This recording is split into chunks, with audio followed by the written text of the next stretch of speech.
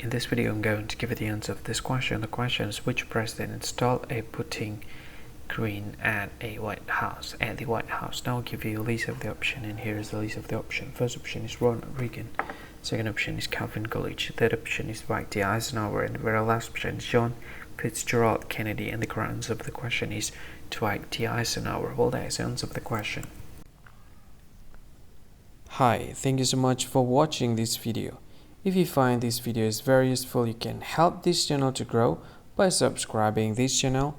Click this subscribe button and don't forget to like this video.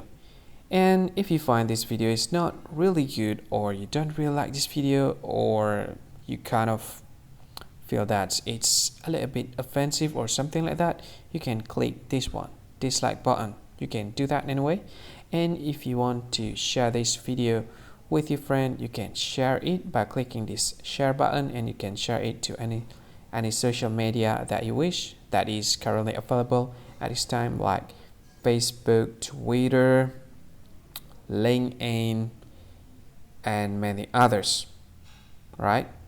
And if you want to add this video to your playlist, you can click this one. You can watch this video later, and you can find more options by clicking these three dots.